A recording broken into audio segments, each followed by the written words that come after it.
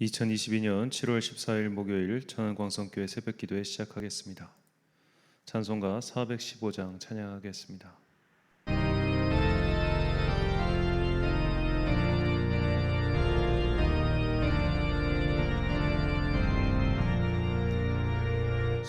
십자가 그늘 아래 나 쉬기 원하네. 저 햇볕이 뜨겁고 또 짐이 무거워 이 광야 같은 세상에 늘 방황할 때에 주 십자가의 그늘에 내 쉼도 찾았네. 내 눈을 밝히 떠서 저 십자가 볼 때 날 위해 고난 당하신 주 예수 보인다. 그 영상 볼 때 내 맘에 큰 찔림 받아서 그 사랑 감당 못하여 눈물만 흘리네. 그 그늘 아서 나 길이 살겠네. 나 사모하는 광채는 주 얼굴뿐이라. 이 세상 나를 버려도 나 두려움 없네. 내 한량없는 영광은 십자가뿐이라.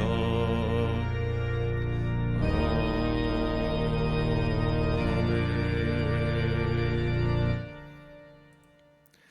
오늘 우리에게 주신 하나님의 말씀 신약성경 요한계시록 16장 1절부터 21절까지 말씀입니다.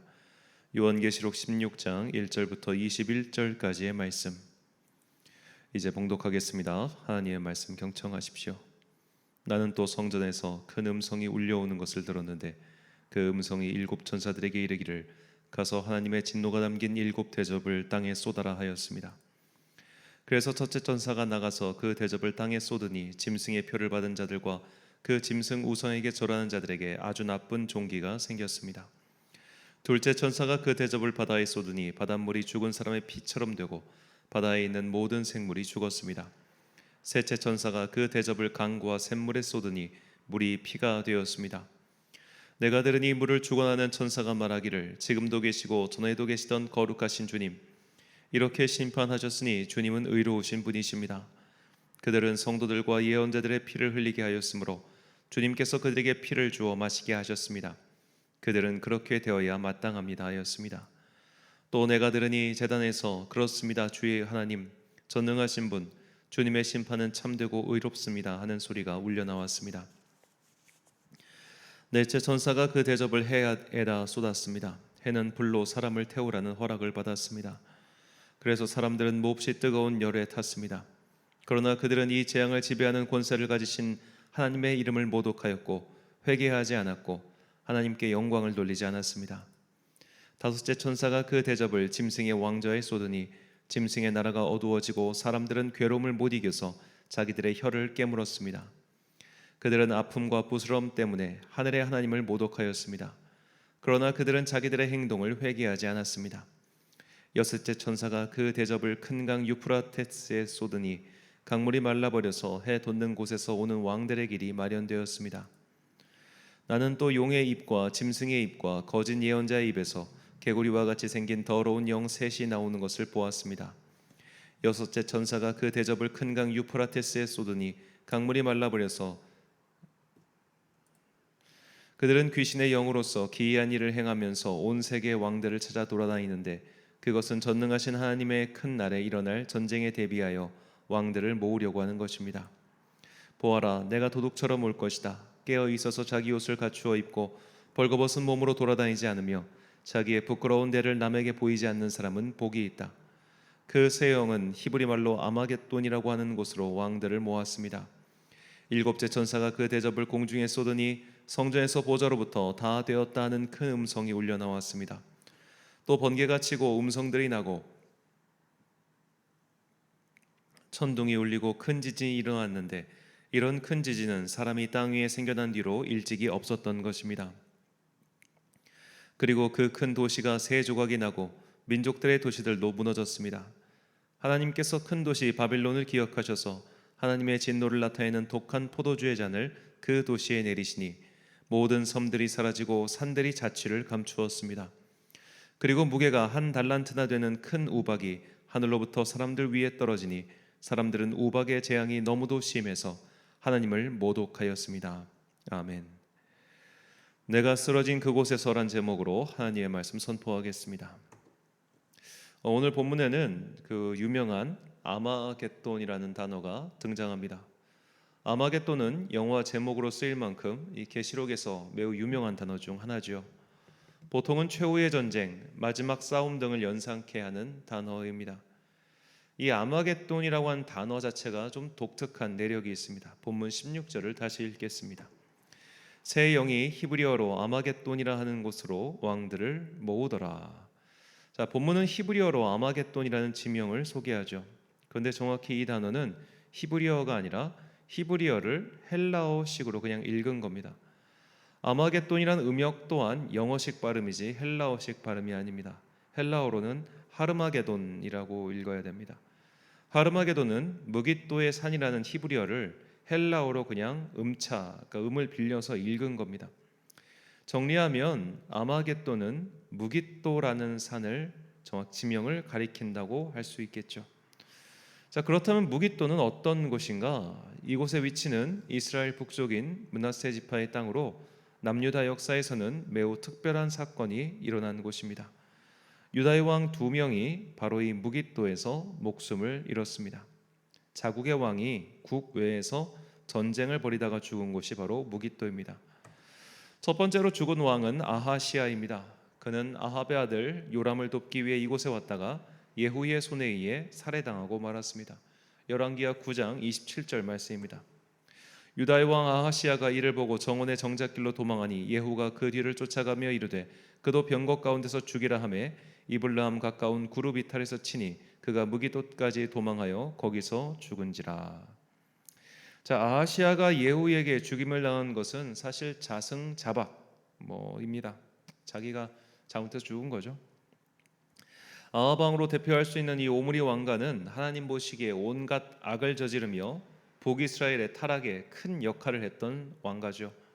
이 왕가는 선지자 엘리야와 엘리사에게 여러 차례 경고와 심판의 사건을 보기도 했고 듣기도 했습니다. 하지만 그들은 회개하지 않았고 계속해서 하나님의 사람들을 핍박했죠.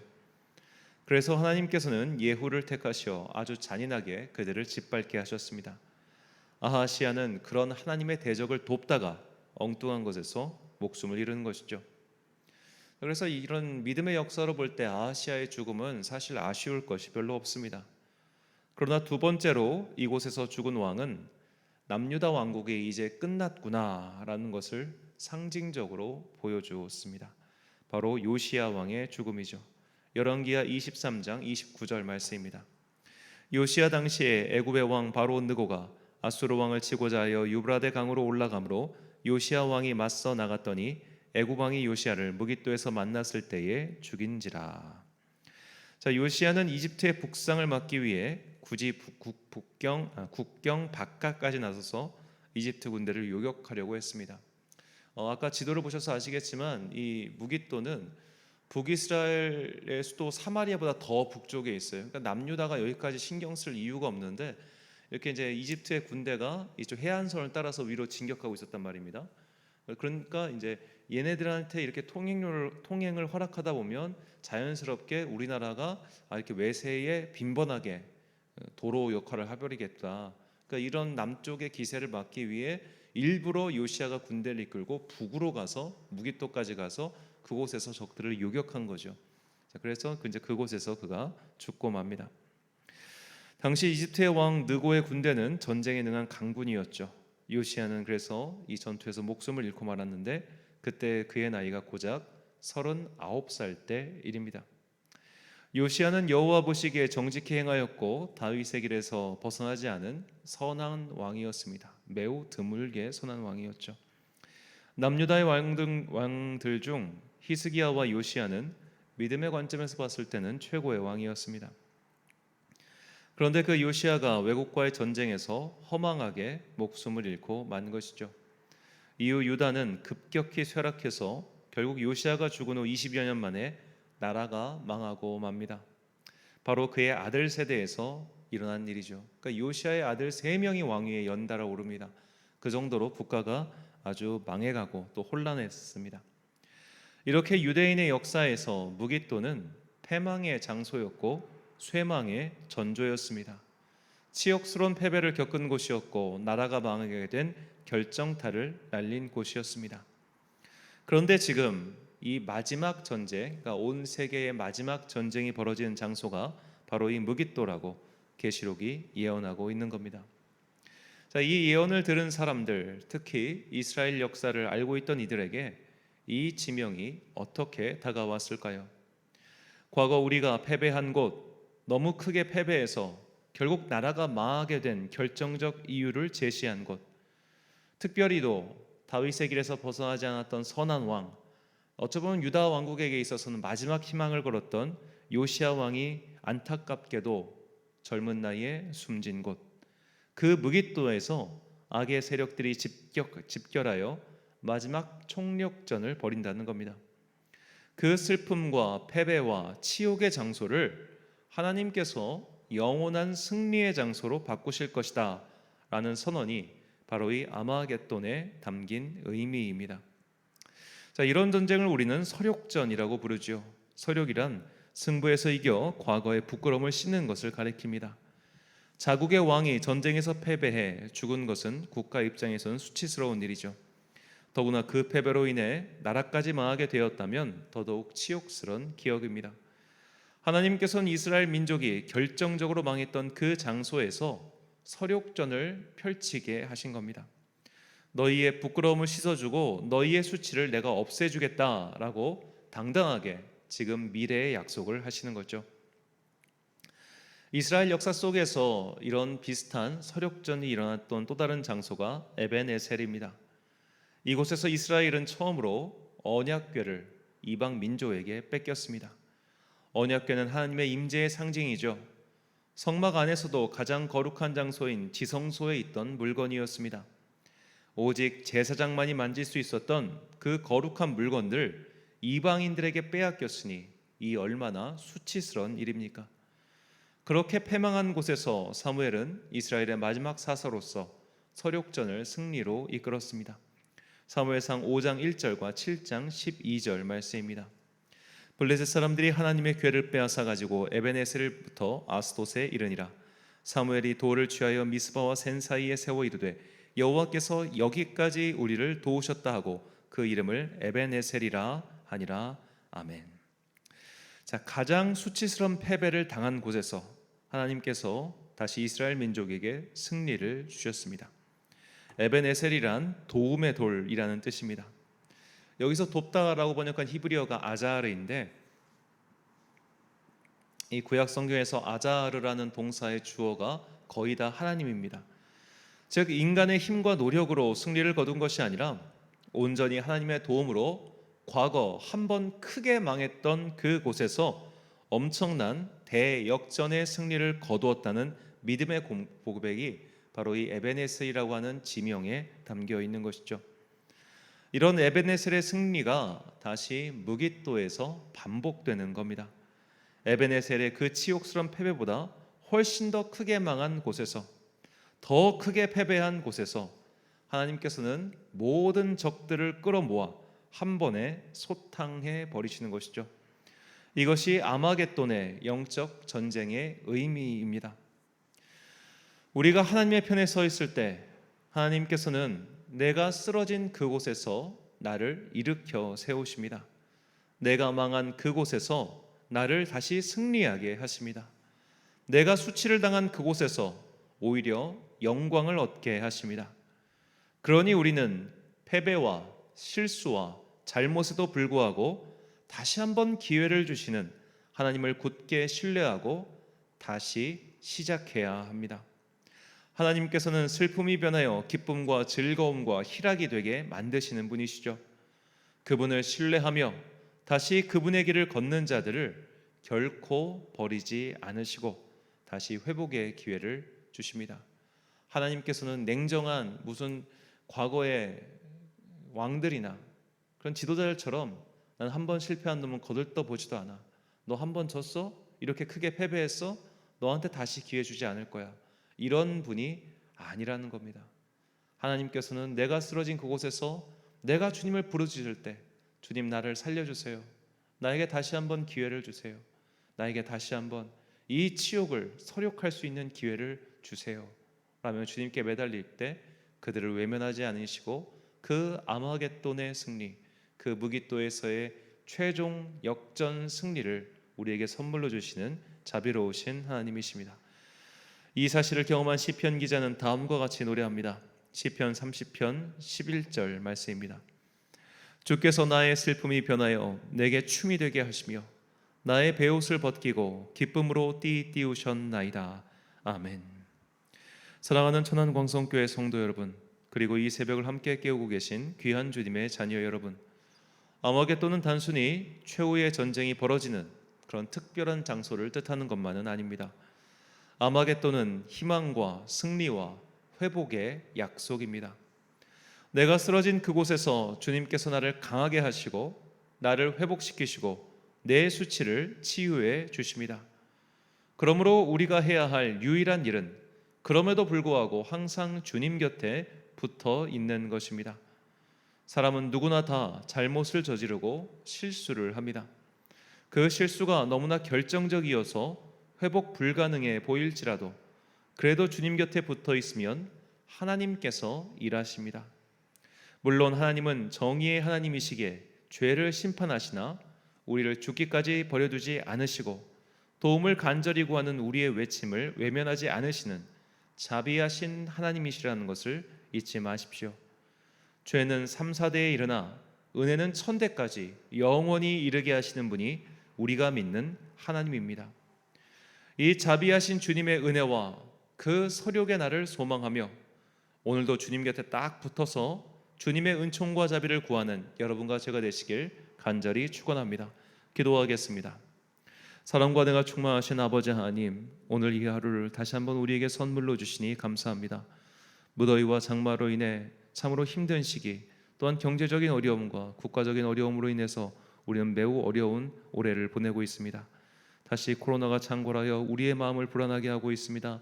주님, 이렇게 어려운 상황 속에서 우리는 주님만이 우리의 소망이시며 우리의 참된 기쁨이시라는 것을 다시 한번 고백하지 아니할 도리가 없습니다. 내가 쓰러진 그곳에서 나를 다시 강하게 하시고 나에게 그 수치가 변하여 영광이 되게 하시고 그 모욕이 변하여 칭찬이 되게 하시는 역전시켜 주시는 하나님, 그 하나님의 은혜를 담은 이 아마겟돈의 의미를 우리에게 깨닫게 해주시니 참으로 감사합니다. 그러니 주님, 내가 쓰러진 그곳에서, 내가 실패한 그곳에서 나는 여전히 주님을 붙잡겠습니다. 내가 망했다고 해서, 내가 넘어졌다고 해서, 내가 완전히 실패했다고 해서 하나님께서 나를 버리셨구나 혼자 자책하고 좌절하고 낭망하는 것이 아니라, 그럼에도 불구하고 나에게 다시 한번 기회를 주시는 하나님, 주님께 간절히 부르짖는 자들의 손을 결코 외면하지 않으시는 당신의 손을 붙잡고 오늘도 이 나에게 주어진 소명의 길을 끝까지 걸어가 마침내 그 서력의 자리에서 주님께 칭찬받는 당신의 진정한 종들 되게 하여 주옵소서. 오늘 하루도 주님의 은총과 평강이 우리 귀한 성도들에게 임하기를 간절히 소망합니다. 마음이 어려운 사람, 육체가 지친 사람, 경제적으로 어려움을 겪고 있는 사람, 또한 연로하여 참으로 거동이 불편하고 또한 이 뜨거운 여름이 괴로운 모든 사람들에게 그들의 마음속에 성령의 은혜를 부어주시고 무엇보다 구원의 확신과 하나님께 대한 그 사랑과 은혜가 날마다 불일 듯 일어나기를 소망합니다. 그 마음 가지고 그 믿음 가지고 주님 손 꽉 붙잡고 평생 동안 또한 남아있는 인생의 시간 동안 이 믿음 흔들리지 않아 마침내 구원받아 주님 곁에 서서 기쁨의 천국 잔치 참여하는 당신의 거룩한 자녀들 되게 하여 주옵소서. 이제 여름방을 앞에 두고 마지막 박차를 가고 있는 고3 수험생들을 위하여 기도하오니 주님께서 그들에게 지혜를 주시고 능력 주셔서 남은 시간 동안 잘 자신의 맡은 소명 감당하게 하여 주옵소서. 군복무를 하고 있는 청년부터 외국에 나가 있는 청년들까지 주님께서 은혜 베풀어 주시옵시고 그들이 맡은 바 사명 잘 감당할 수 있도록 또한 주께서 은총을 베풀어 주옵소서. 오늘 하루도 참 좋으신 우리 주님의 은총과 평강이 모든 성도들과 또한 이 땅의 모든 그리스도인들에게 임하기를 간절히 소망하오며 이 모든 말씀 내가 패배한 그곳에서 나를 다시 강하게 하시고 나에게 서력의 기쁨을 주시는 거룩하신 예수 그리스도의 이름으로 기도드립니다. 아멘. 오늘의 기도 제목입니다. 내가 당한 수치는 무엇입니까? 내 인생에서 가장 크고 쓰라린 패배를 겪은 그 장소는 어디입니까? 수치를 변하여 기쁨이 되게 하실 이 승리의 하나님을 믿고 주님 곁에 딱 붙어 떠나지 않도록 은혜와 자비를 간구하십시오. 오늘 말씀을 통해 주신 기도의 제목 가지고 묵상과 기도에 힘쓴 하루 되시길 바랍니다. 기도하겠습니다.